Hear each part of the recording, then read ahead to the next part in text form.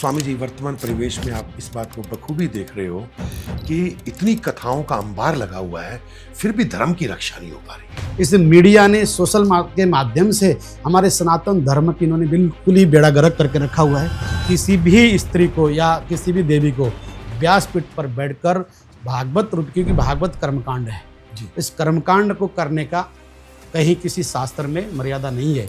धन्यवाद देना चाहूँगा हमारे श्रद्धेय स्वामी सहजानंद जी महाराज को। पूरी दुनिया देखें, क्लाइमेट चेंज हो रहा है जी। यदि पर्यावरण को यदि हमने स्वच्छ नहीं रखा, यदि हमने पेड़ पौधे नहीं लगाए, तो आने वाले 20-30 वर्षों में मुझे लगता है विकास नहीं तो विनाश की वजह है। कि वही लोग थे जो भागवत की मंच से कहते थे कि जो है ना, मस्जिद में अगर यदि कुरान पढ़ा जा रहा हो तो उस भागवत बंद कर देना चाहिए, इबादत करना चाहिए। तो ऐसे लोग हमारी वैदिक सनातन संस्कृति के रक्षक बनेंगे। सही में मायने में अगर मेरी बस की होती तो मैं इनको उखाड़ के सबको पाकिस्तान भेजता। महारुद्र पाठ होता है, ब्राह्मण लोग आते हैं, हमने बहुत नज़दीक से देखा है। मैंने तो कई बार रिसर्च किया है मृत्युंजय मंत्र में।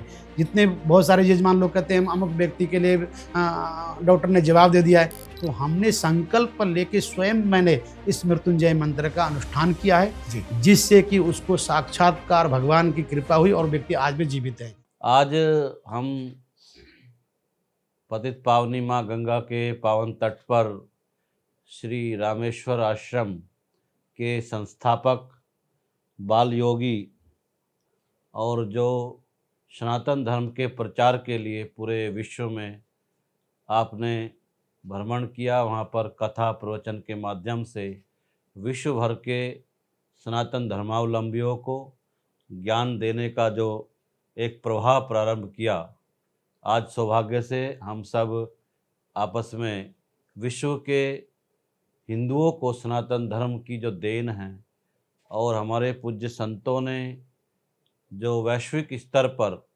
पर्यावरण को शुद्ध करने का जो आह्वान, जो बीड़ा उठाया, आज लाखों लोग उससे प्रभावित होकर उस मिशन में लगे हैं। हमारे महामंडलेश्वर रामेश्वर नंद सरस्वती जी, जो श्री महानिर्वाणी अखाड़े के महामंडलेश्वर हैं, बहुत ही बाल अवस्था से आप स्वाध्याय करने के लिए हरिद्वार, काशी और उसके उपरांत आपने संन्यस्त जीवन में बहुत ही अल्पायु में एक स्थान पूरे भारतवर्ष में बनाया। आज आपका मार्गदर्शन पूरे विश्व के सनातन धर्मावलंबियों को प्राप्त हो। आपकी जो अलौकिक दिव्य वाणी है, आपने बहुत बड़ी संख्या में विदेशी जो लोग हैं, विदेशी लोगों को प्रभावित किया, उनको सनातन धर्म के मार्ग पर आपने अग्रसर किया और आप अपनी कथाओं के प्रवचन के माध्यम से भारतीय सभ्यता और संस्कृति का प्रचार प्रसार बहुत ही अलग अंदाज में एक आपने अमिट छाप भारतीय सभ्यता संस्कृति की विश्व में छोड़ी है। आपका आज स्वागत करते हैं। पूज्य महाराज जी के मुखारविंद से इन सब विषयों की हम सबको जानकारी हो। हमारे महंत सहजानंद जी योगी जी के नाम से विख्यात है, जो हिसार मैयड़ महामृत्युंजय पीठ के महंत हैं। महाराज जी इस वार्तालाप में हमारे पूज्य महामंडलेश्वर रामेश्वर नंद जी, जो वास्तव में पर्यावरण को लेकर पूरे भारतवर्ष में आपने यात्रा की, अपितु विश्व के भी यूरोप, एशिया ऐसे समस्त देशों में आपने कथा प्रवचन के माध्यम से एक लंबी साधना की है। तो उसके संदर्भ में ही आज आपका मार्गदर्शन समाज को मिले। आने वाले महाकुंभ में जो करोड़ों की संख्या में हिंदू समाज आएगा, उसको एक सनातन धर्म की वास्तविक जानकारी प्राप्त हो। स्वामी जी, आज जो युवा है वो आप जैसे संतों के प्रवचन और आप लोगों का मार्गदर्शन प्राप्त हो, एक अपेक्षा करता है, लेकिन चीज़ें वहाँ तक पहुँचती नहीं। आज एक ग्लैमरस दुनिया में और सोशल मीडिया के माध्यम से, पॉडकास्ट के माध्यम से जो तथाकथित कथावाचक या उपदेशक या जो वास्तव में व्यास गद्दी पर बैठने के लायक लोग नहीं हैं, वो जो परोस रहे हैं, क्या वास्तव में धर्म है या एक अधर्म के मार्ग पर समाज को ले जाने का काम कर रहे हैं? स्वामी जी, वर्तमान परिवेश में आप इस बात को बखूबी देख रहे हो कि इतनी कथाओं का अंबार लगा हुआ है, फिर भी धर्म की रक्षा नहीं हो पा रही। तो कमी कथावाचक में है, या हम उनको गाइड नहीं कर पा रहे, या कमी श्रोता में है? स्वामी जी बहुत बहुत धन्यवाद। मैं साधुवाद कहूँगा। परम पूज्य हमारे महामंडलेश्वर पूज्य स्वामी रूपेंद्र प्रकाश जी महाराज, हमारे परम श्रद्धेय पूज्य स्वामी सहजानंद जी महाराज, आपने एक बखूबी वास्तविकता एक पूरे राष्ट्र को और विश्व के चिंतन के लिए एक ऐसा आप एक मैसेज देना चाहते हैं, उसके लिए मैं बहुत बहुत आपको साधुवाद कहूँगा। क्योंकि सबसे पहले हिरण्यगर्भः सम्भृताग्रे भूतस्य जाता, हम लोग वास्तविकता, हम लोग कौन हैं जी, उसके बारे में मंथन चिंतन होना चाहिए।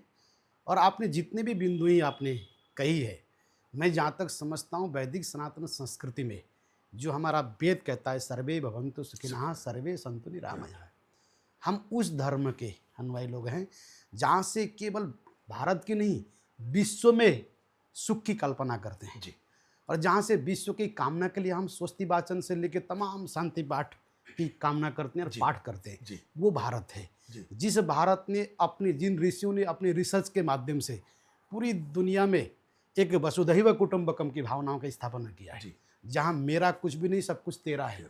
इस देश ने पूरी दुनिया को सींचा है। जी, आपने बहुत सुंदर विषय को रखा है।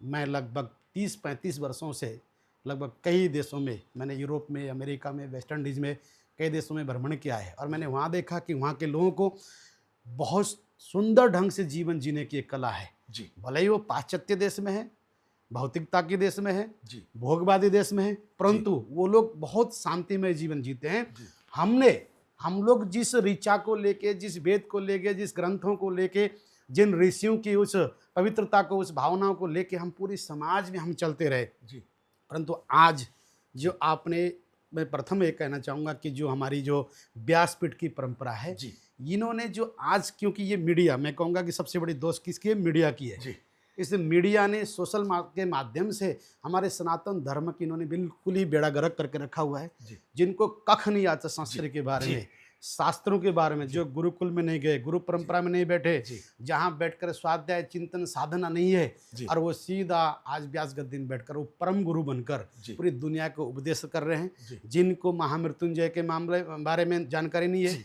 जिनको गीता के बारे में जानकारी नहीं है, जी, जिनको गायत्री के बारे में जानकारी जी, नहीं है, जिनको वास्तविकता वो ब्रह्म क्या है, जी, जिनको, क्योंकि भागवत कहता है विद्या मते भागवतम परीक्षा, जी, भागवत में विद्वान की परीक्षा तो भागवत के माध्यम से कहा गया है। जी, परंतु आप सुनेंगे कई बार तो हृदय बड़ा द्रविड़ होता है जी, कि इन लोगों ने व्यासपीठ का सार मर्यादा बिल्कुल भंग किया है।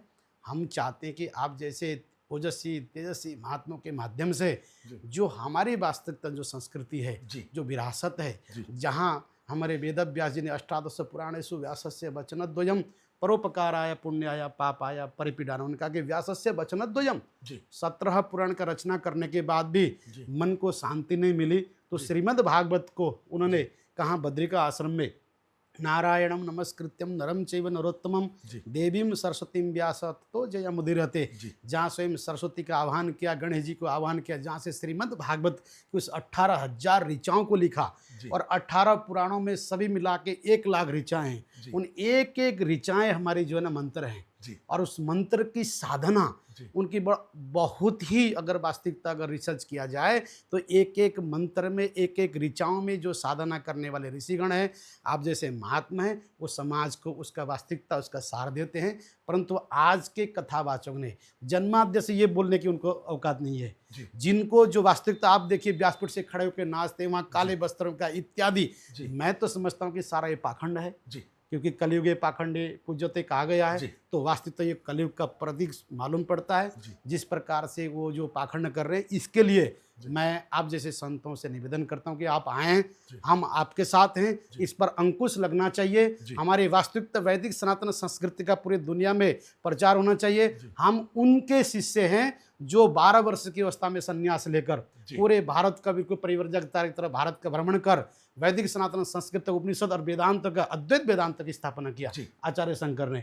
जहाँ बौद्धिकता को जो है ना उन्होंने निरस्त करके पुनः वैदिक सनातन संस्कृति की स्थापना किया, जिससे आज वैदिक सनातन संस्कृति जीवित है। जी तो आज उस संस्कृति के लिए आज आवश्यकता है हम सबको एकत्रित होकर उसके लिए लड़ना पड़ेगा, क्योंकि इन कथावाचों के द्वारा आज मुझे लगता है कि हमारी वैदिक सनातन संस्कृति, हमारे पुराण सारा लुप्त होते जा रहे हैं। उसका अर्थ कुछ का कुछ बता रहे हैं। तो मुझे बहुत विश्वास है, आपके प्रति बड़ी आस्था है कि आप लोगों ने इस मुद्दा को उठाया है।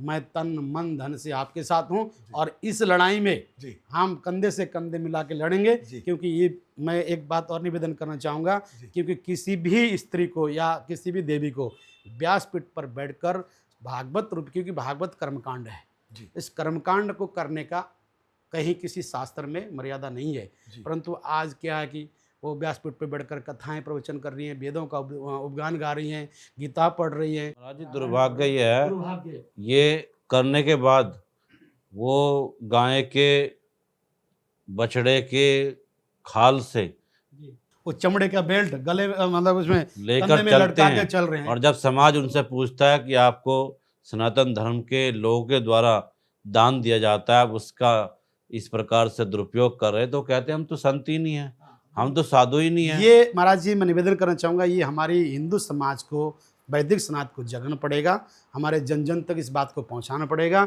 जिन हमारे विद्या से, जिन हमारी विरासत, हमारी संस्कृति से, जिन वेदों से, जिन ग्रंथों की वो ज्ञान से, मैं ज्ञान तो नहीं कहूँगा, खैर वो पाखंड है, उनको चार अक्षर कैसे कहानियाँ पढ़कर कथावाचक बन गए, क्योंकि वो ढोल मजीरा बजाकर बड़े वक्ता बन गए, बड़े सिद्ध महात्मा बन गए। जो कुटियाओं में, गुफाओं में, आश्रमों में, तीर्थों में रहकर तपस्या करने वाले महात्मा, जिन्होंने पूरी अपने जीवन को सनातन संस्कृति के लिए समर्पण किया, वो क्योंकि वो जो समर्पण करने वाले व्यक्ति जो डायमंड है वो तो सामने आते नहीं है। ये लोग क्या है, ये जर्मनी डायमंड है, वो जो सामने आ रहे हैं। और मुझे बड़ा अफसोस होता है हमारे लोगों से, हमारे हिंदू समाज के लोग, वैदिक लोगों से, ऐसे लोगों को बुलाकर उनकी पूजा करते हैं, उनसे कथा कराते हैं, उनसे कथा सुनकर उनकी गुणगान करते हैं। और जिन संतों ने अपने जीवन को राष्ट्र, संस्कृति और धर्म के लिए समर्पित करके गुफाओं में, कंदरों में, आश्रम में रहते हैं, उनके बारे में बड़ी टीका टिप्पणियां करते हैं। क्योंकि इन लोगों की वजह से शायद 20 साल पूर्व यदि भारत की अगर देखेंगे दिशा तो क्या थी, और इन 20 वर्षों में भारत क्या हो गया है।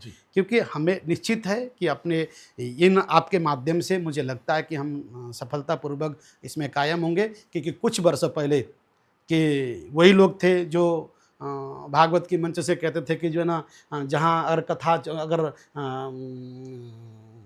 मस्जिद में अगर यदि कुरान पढ़ा जा रहा हो तो उस भागवत बंद कर देना चाहिए, इबादत करना चाहिए। तो ऐसे लोग हमारी वैदिक सनातन संस्कृति के रक्षक बनेंगे, ऐसे लोग हमारे वैदिक सनातन संस्कृति का प्रचार बनेंगे, व्यासपीठ का मर्यादा रखेंगे। मुझे तो सही में मायने में अगर मेरी बस की होती तो मैं इनको उखाड़ के सबको पाकिस्तान भेजता। महाराज जी आप इतने बड़े अखाड़े के महामंडलेश्वर है, इतने प्रख्यात भागवत के वक्ता है, तो आप हिंदू समाज को यह आह्वान करें कि ऐसे पाखंड से समाज को दूर रहना चाहिए।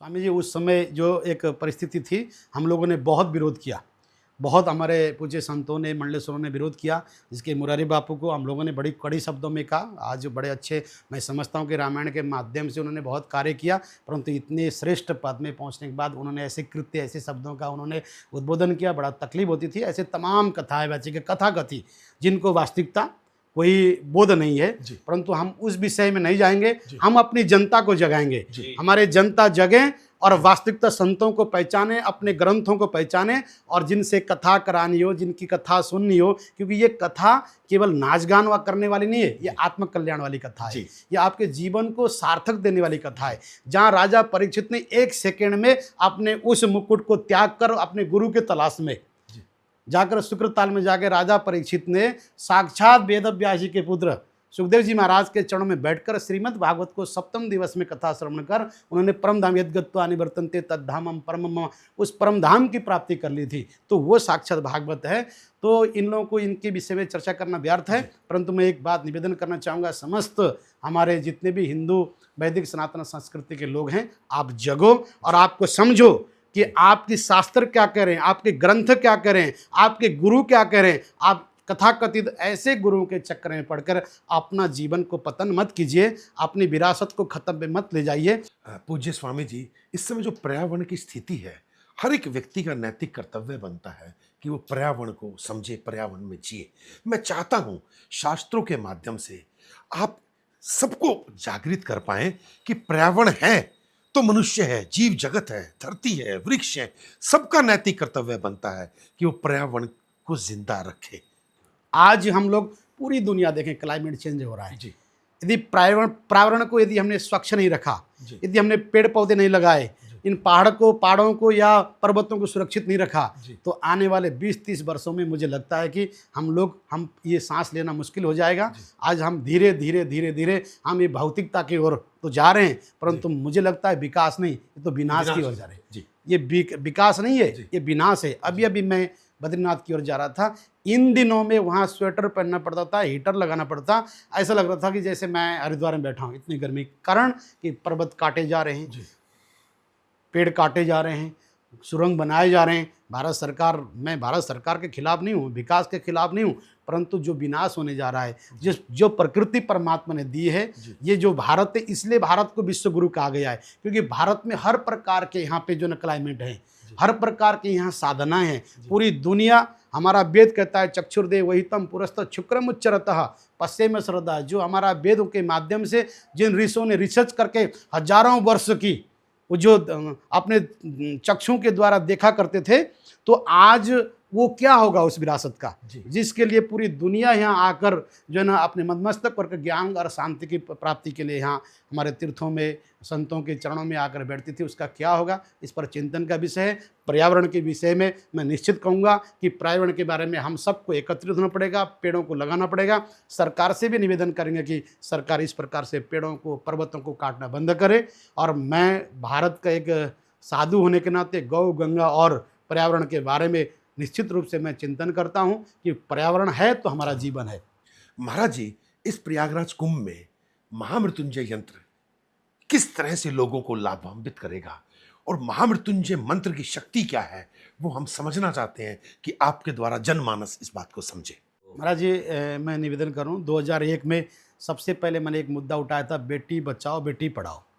फिर मैंने 2010 में पर्यावरण के बारे में उठाया था, और आज वास्तविकता हम आज आने वाला 2025 की जो महाकुंभ है, ये तस्याम चक्रु प्रियम सर्वे ससुरा सुरमानव रूपोधारे वह वर्ण महिमा चित्त, ये मंथन का कुंभ होगा जी। हम सरकार से भी वार्तालाप करेंगे, अखाड़ों से भी वार्तालाप करेंगे, हम पूज्य संतों एकत्रित होकर हम पूरे इस कुंभ से पूरी दुनिया की सनातन वैदिक सनातन के लोगों को एक संदेश देंगे पर्यावरण के बारे में, साधना के बारे में, इस व्यासपीठ के बारे में। और वास्तविकता हमको जीवन जीना है। पहले के समय में हजारों वर्ष ऋषियां जिया करते थे, आज हम कितनी आयु में जी रहे हैं, आज हम क्या खा रहे हैं, आज हमारी परिस्थितियां क्या बन गई है, ये चिंता का विषय है। हम सब एक कार्य कर सकते हैं, छोटे छोटे हमारे यूट्यूब के माध्यम से, सोशल मीडिया के माध्यम से, फेसबुक के माध्यम से, हम सभी संत लोग, हम आने वाले इस कुंभ में हम क्या करने वाले हैं, जनता को क्या हम संदेश दे रहे हैं, केवल भारत में नहीं, विश्व के कोने कोने में रहने। आज तो इतना सहज हो गया, मीडिया के माध्यम से, सोशल मीडिया के माध्यम से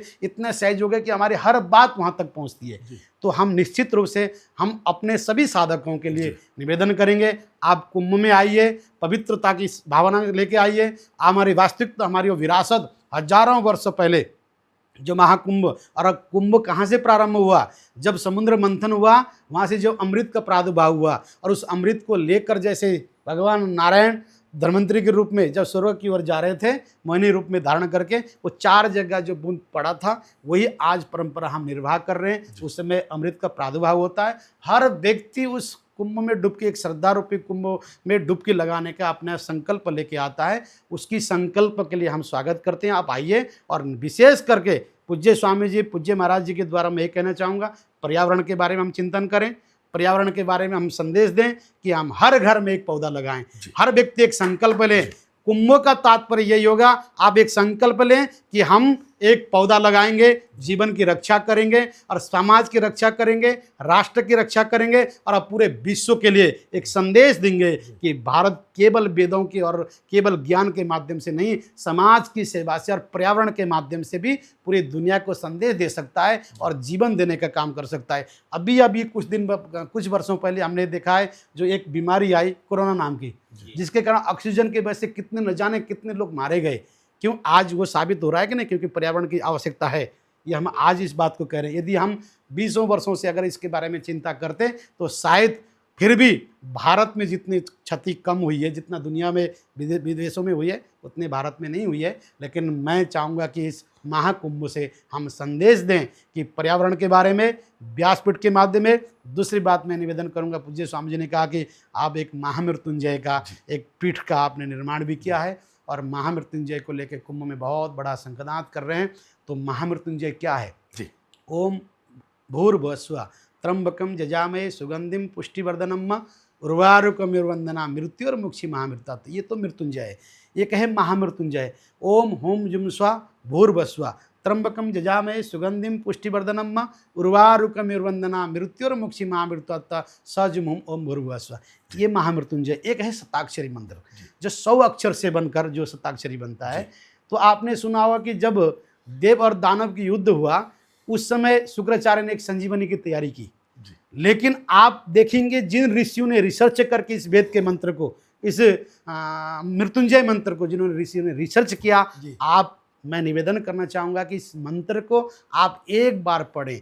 क्योंकि मैंने देखा है कि जो व्यक्ति मृत्युशैया में पड़ा है उसके लिए भी यदि शुद्ध पवित्र और भाव से और संकल्प लेकर इस मंत्र का जाप करता है तो उसको मृत्यु से भी, वो मृत्यु रूपी भय से भी मुक्त होकर पुनः जीवन को प्राप्त करता है। तो आज आने वाले समय के लिए, पर्यावरण के लिए, हमारे समाज की विकृतियों के लिए, समाज की कष्टों के लिए, समाज की दुखों के लिए इससे बड़ा कोई मंत्र नहीं हो सकता है जो त्र्यंबकम जजामहे सुगंधिम पुष्टिवर्धनम उर्वारुकमिर्वंदना मृत्युर्मुक्षि महामृता। ये साक्षात महाकाल का मंत्र है और इस संसार को संचालन करने वाले साक्षात भगवान शिव हैं। और जो भगवान शिव को प्रसन्न करना चाहता है, महामृत्युंजय के मंत्र को जाप करके, जो मृत्यु को जीतने वाला, जो भय को मिटाने वाला, जो हमारे जीवन में प्राण देने वाला, साक्षात उस ब्रह्म को जनाने वाला ये मृत्युंजय मंत्र है। इस मंत्र मृत्युंजय जाप का यदि विधि विधान से हमारे यहाँ दैनिक अभिषेक होता है स्वामी जी, लगभग 36 वर्षों से प्रातःकाल 6:30 बजे से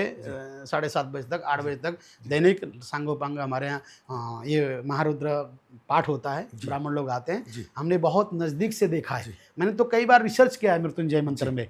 जितने बहुत सारे यजमान लोग कहते हैं अमुक व्यक्ति के लिए डॉक्टर ने जवाब दे दिया है, तो हमने संकल्प लेके स्वयं मैंने इस मृत्युंजय मंत्र का अनुष्ठान किया है, जिससे कि उसको साक्षात्कार भगवान की कृपा हुई और व्यक्ति आज भी जीवित है।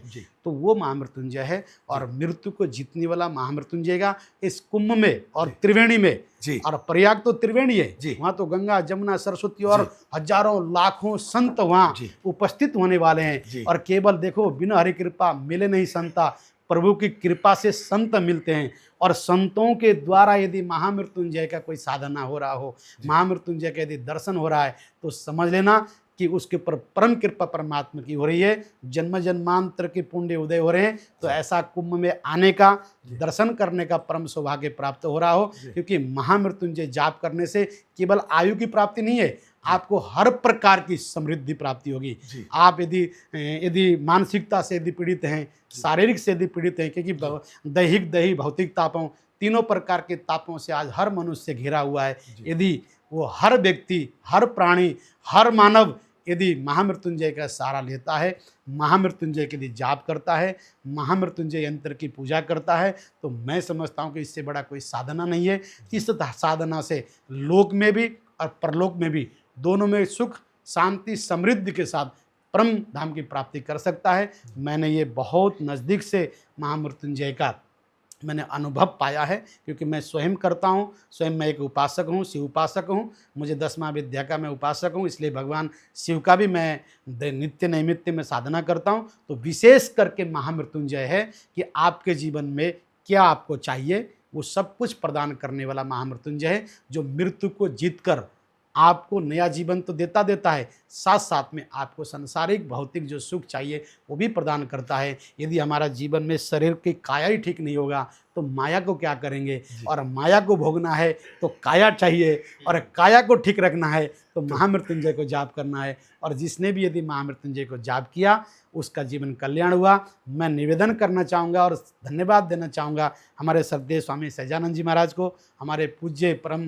वंदनीय मेरे आत्मीय मेरे भाई हमारे महामंडलेश्वर पूज्य स्वामी रूपेंद्र प्रकाश जी को, जिन्होंने हृदय में समाज की एक पीड़ा, जिनके हृदय में जन जन की एक पीड़ा, जो जीवन जिस प्रकार से व्यक्ति जी रहे हैं, कहीं व्यासपीठ को लेके, कहीं पर्यावरण को लेके, कहीं गंगा को लेके, कहीं गौ को लेके, कहीं बेटियों को लेके, कहीं धर्म को लेके, केवल संत ही केवल चिंतन कर सकता है, केवल संत के हृदय में ही पीड़ा हो सकता है। क्योंकि संत हृदय नमनित समाना, जो संतों का हृदय बड़ा कोमल होता है स्वामी जी, और संत ही पूरे समाज में पीड़ादायक को दर्शाता है, वो केवल कल्याण की कामना करता है सबके लिए।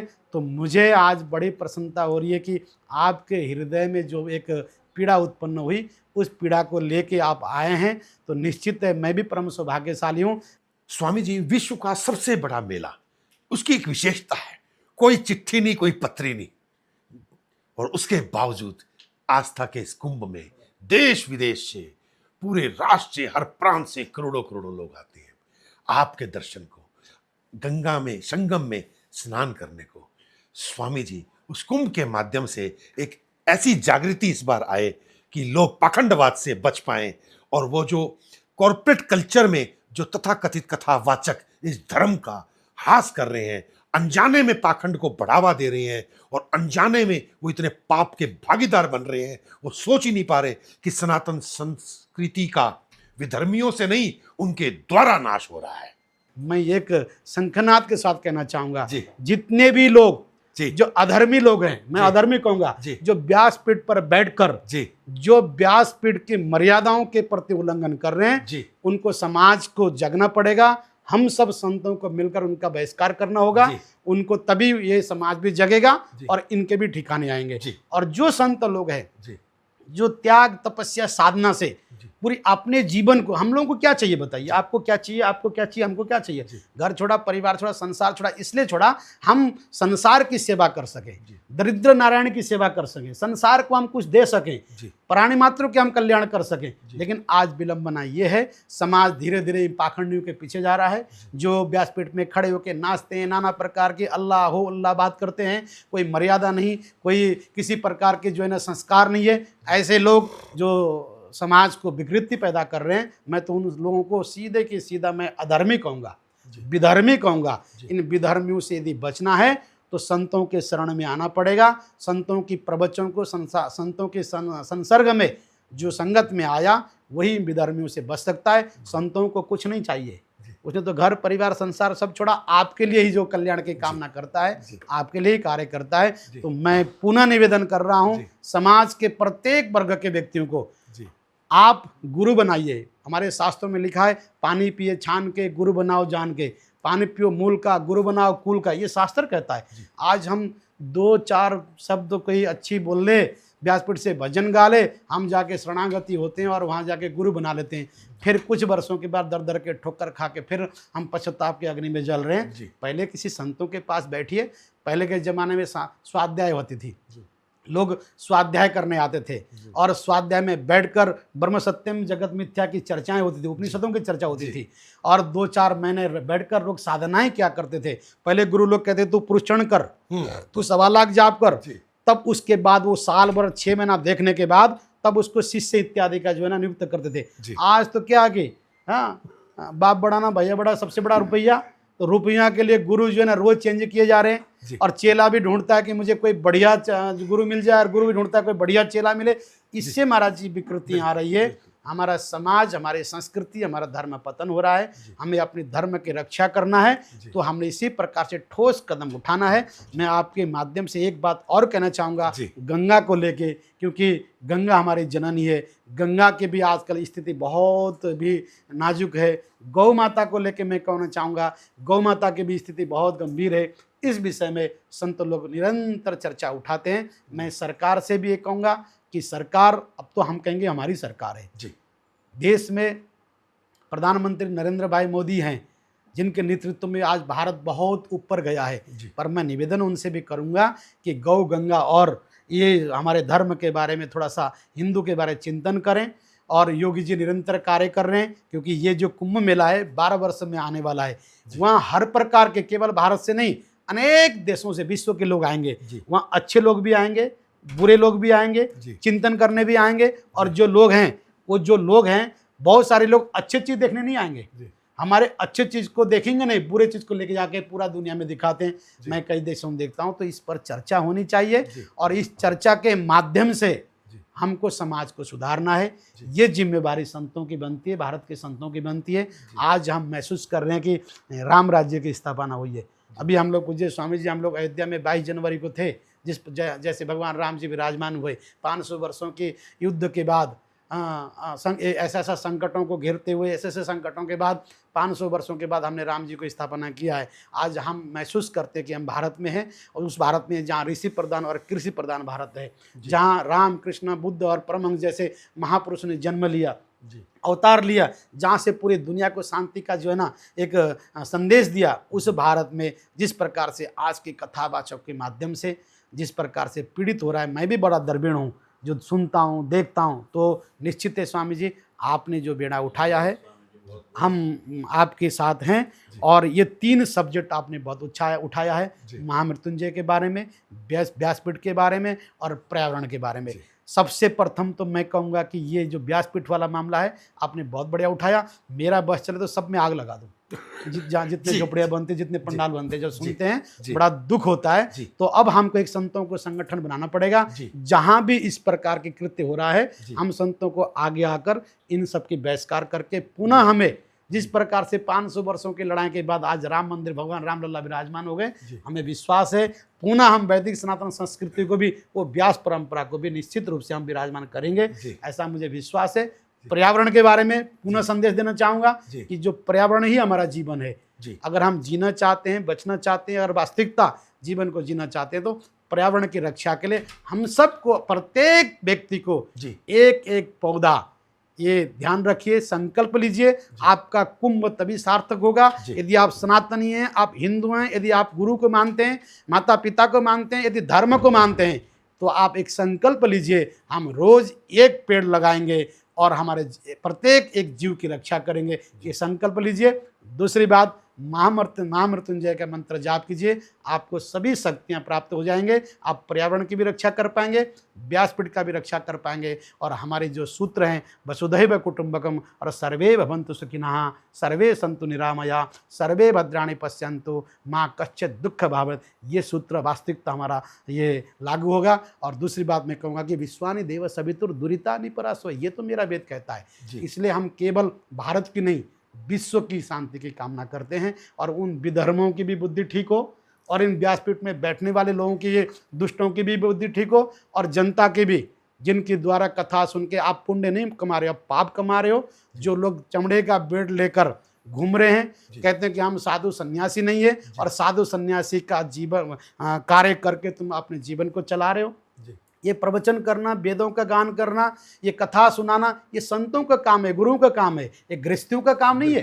ये गृहस्थु तो ये, अरे तुम पंडिताई काम करो ना, ज्ञान देने का काम यदि लड़कियां करने लगी, साधु ये जो देवियां करने लगी, और ये गृहस्थी लोग करने लगे, तो ये धर्म का क्या होगा भाई? सारे धर्म के ठेकेदार तो उन्होंने कर रखी है, तो संतों का क्या काम रहा फिर? संत तो जंगल में जाके तपस्या करते, किसके लिए करते हैं? तो मुझे अखाड़ा से भी, हमारे 2 अखाड़ा परिषद बना हुआ है, उनसे भी मेरे निवेदन है, और भारत सरकार से भी निवेदन है, इनमें शीघ्र से शीघ्र अंकुश लगाकर हम पुनः वैदिक सनातन संस्कृति की विरासत को पूज्य दोनों स्वामी जी के माध्यम से, हम पूज्य स्वामी जी आपको वचन देते हैं, आपके साथ कंधे से कंधे मिला के प्रयाग के कुंभ में तन मन धन से आपके साथ रहेंगे। जो भी आप हमें आदेश करेंगे, वैसे तो मैं छोटा सा साधु हूँ, फिर भी जो है, जो मेरे से संभव होगा, तो मैं निश्चित रूप से आपके साथ रहकर हमारे सनातन के परम तपस्वी, जिनका जो जीवन है बाल्यकाल से ही धर्म के लिए समर्पित रहा, जो कार्य आप समाज के लिए करते हैं वो धनोपार्जन के लिए नहीं करते। ये अंतर समाज को समझना पड़ेगा। जो हमारे संत हैं, जो साधु हैं, भागवत श्रीमद् भागवत कथा, श्रीमद् देवी महापुराण या श्री राम कथा के माध्यम से समाज को जन जागृति करते हैं, ना कि वो धनोपार्जन। वो व्यवसायिक नहीं है, ये समाज को समझने की आवश्यकता है। हमारे बहुत ही परम तपस्वी जो बाल्यकाल से ही स्वाध्याय के बाद गुरु शिष्य परंपरा जो भारतवर्ष की एक सनातन परंपरा है उसका निर्वहन करते हुए आज आप एक बहुत ही प्रतिष्ठित पद, महामंडलेश्वर के पद पर प्रतिष्ठित होकर समाज को जन जागरण कर रहे हैं।